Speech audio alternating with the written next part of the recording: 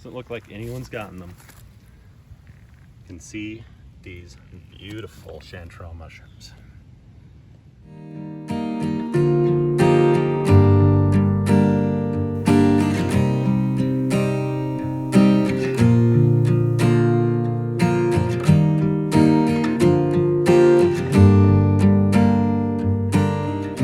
Hello, my name's Nate Lester. Welcome to the channel.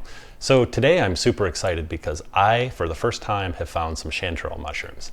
And I've hunted mushrooms in the past, like morel mushrooms, other such mushrooms, chicken of the woods, that type of thing, but never chanterelles. It never occurred to me that they grew in my area. We just had some rain and some super hot weather. And so that apparently is really, really good for their growth. And so I'm really excited to show you how I found them and then come back and actually cook a recipe. So definitely stay tuned for that. Again, if you like this channel, hit the subscribe button. And if you like this video, hit the thumbs up button. What we'll do right now, let me take you out, show you how I found them, and we'll come back here, we'll cook up a recipe.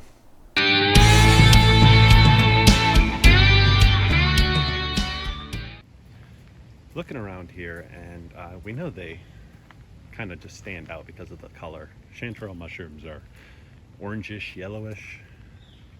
They really stand out. Not too hard to find. Nothing like morels that really blend in and are really secretive. And chanterelles just really kind of grow right on the trail. It's just like an invitation to come pick me. What I'm told is they grow around oak trees. And that is 100% true, at least from what I'm seeing. With morels, it's kind of funny. Like I find morels, big patches of them, but I have no idea why they're growing in the spot they're growing. I can never actually see why they're growing there. Like I can't just like point to a tree and say, oh, that's why they're growing there. It's because of that tree. But with chanterelle mushrooms, totally. Like, see this tree here? This is a big oak tree. I don't know if you can actually see the leaves up there. Probably not. It's just really big oak tree. But anyway, so you come over here, and really close by. Doesn't look like anyone's gotten them. You can see these beautiful chanterelle mushrooms. Beautiful. They're like not even hiding. They're just right out here in the open. And I would say this park with the trails is pretty widely used. I don't see very many people up in this area of the park, but still. I feel like if there were a lot of people who were mushroom hunters, knew what they were looking for, there's no way these mushrooms are lasting this long. Ooh. These are pretty nice. I've watched other videos where they're a lot bigger. Oop, I got a little bit too much of the root system there. Pulled up some moss. I think it'll be okay. I'm sure these will get bigger. Eventually, I am 100% sure someone will walk by this area and they'll know exactly what they're seeing and they're gonna pick them all. So I'm gonna pick the ones that are at least big enough to pick and just leave the real little ones.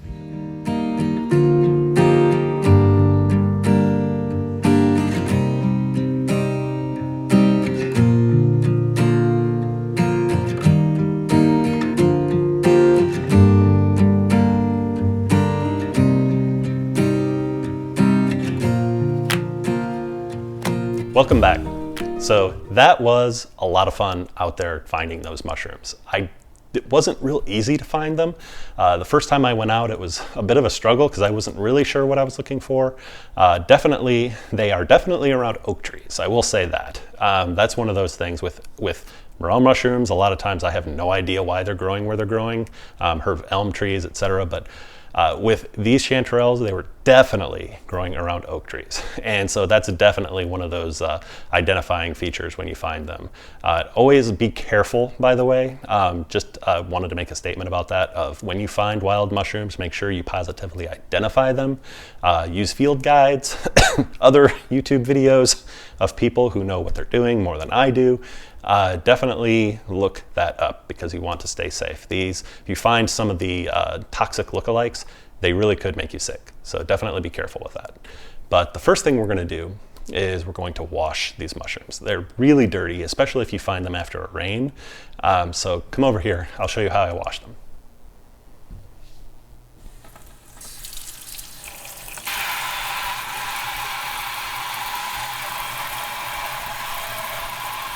Definitely use your sprayer if you can. Really helps to get some of those items, those little specks of dirt out of there. Gorgeous mushrooms though. For today, this recipe is just going to be really simple. And the reason I want this to be just really simple is because it's really the first time I'm having these mushrooms in a meal. I did just take precautions prior. I took one mushroom, cooked it, and tried it and waited 24 hours to see if I had a reaction. I positively identified it, but I just wanted to make sure I didn't have an allergy specific to these mushrooms. That's very rare, but it could happen, so I did do that. But this is the first time I'm really enjoying these mushrooms in a meal. So I wanted to keep it simple so that I could actually taste the mushrooms in all their glory and make sure that I can taste all of like the specific flavors that everyone says they have. Some say there's a peppery flavor, some say there's a little bit of fruity flavor. So I want to taste that without some other big bold flavors getting in the way. And we will make some extra actual videos here coming up with some like maybe more complex recipes. I want to make a pasta dish, a creamy mushroom pasta dish with these as well. So, but today I really just want to taste the mushroom. And so we're going to start this off right now. I'm going to heat up my saute pan, starting off kind of low, medium low, because I just don't want to actually take the chance of burning these mushrooms. These are special mushrooms. I hunted and gathered these mushrooms, so I just want to treat them with as much care as possible, because these are more special than if I just went to the store and grabbed them off the shelf. So first I'm going to dry saute these mushrooms. We're going to see how much liquid actually comes out. There might be a little bit, or maybe not a lot, but once they get going and a little liquid comes out of them, we're going to take a look. So not a whole lot of liquid is coming out of these mushrooms. I actually had these in the refrigerator and laid them out to dry a little bit. So that could be part of the reason why. So what I'm going to do is I'm just going to get the butter in right now. Maybe 2 pats of butter. And if it does start to get a little hot, feel free to just take it off the heat. You definitely don't want to burn these mushrooms. I've been in a position where I had some awesome mushrooms that I went out into the woods and pulled out, and then I started with too high of heat and it kind of killed them. And that was disappointing. So go ahead and just let that saute. And you want to get these browned. Get all the liquid out, brown these mushrooms, let them caramelize. That's going to be probably the tastiest maneuver you can do, and the best thing you can do for these mushrooms is get them actually browned nicely. Yum. Looks delicious already. So once these saute, I'm going to add a little bit of onion and garlic and a little salt to them and just put them over some rice. Very simple. I can't wait to try these mushrooms. I think it's going to be delicious. So just very much looking forward to that.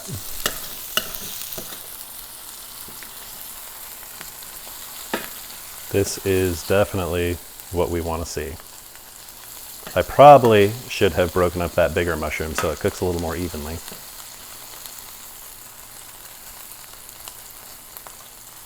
But nothing wrong with a nice big mushroom to chew on.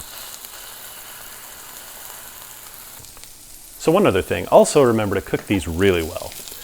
These chanterelle mushrooms need to be cooked. Never eat them raw. That could actually make you sick. But just cook them really well because it's the golden brown that you want anyway. So when they're raw, they're probably not going to be very tasty anyway.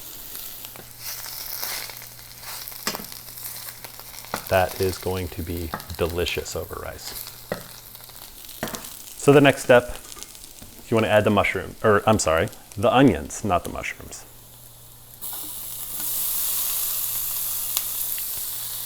And a little more butter.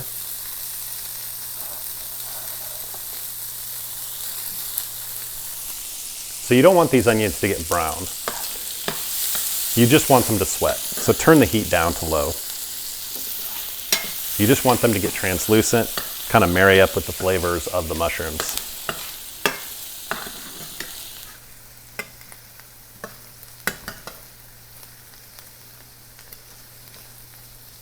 This is also the point where you probably want to add just a pinch of salt too. That will help draw moisture out of the onions, not so much the mushrooms because we already cooked it out, but it'll definitely add a little flavor. All right, so now that the onions are sweat and they're soft and ready to go here, it's about time to add the garlic because this will add another flavorant to the mushrooms that'll just complement them really well, but also keeping it simple. So cook the garlic for about 1 minute and it should be ready to go. Just make sure you don't overcook the garlic. Make sure it's on low heat because garlic can tend to get bitter when it's overcooked or when it starts to brown. You don't want to brown the garlic at all. You want to keep that just sort of translucent just like the onions and not cook it for too long. Now's a good time to add some pepper as well. Mushrooms love pepper.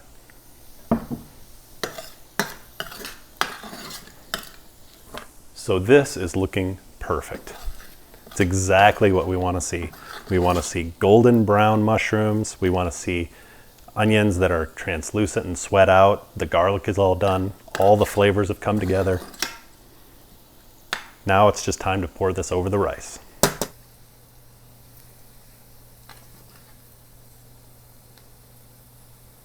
And we have our mushrooms and onion mixture. And I'm just going to put this right over the top, like that. Tasting time. It's my favorite time.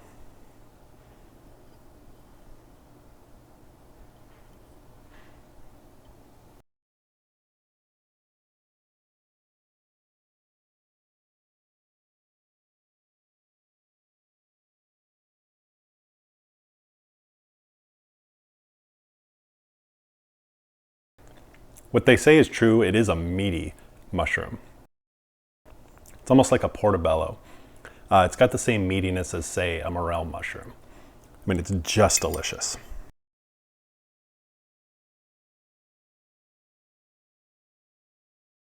I'm not really tasting the peppery flavor that some people say they taste. I did add pepper, but I'm not really tasting that. Not really a fruity flavor. It's just like a really delicious mushroom flavor. This rivals morel mushrooms. It really does.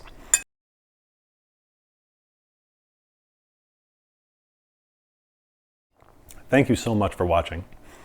Greatly appreciate it. Next, this is going to be a series of chanterelle mushroom recipes and hunting. If you want to see the next one, please hit that subscribe button so you get pinged next time I throw up a video. Hit the like button if you like this video. There's more to come here for sure. Thanks so much for joining. Take care.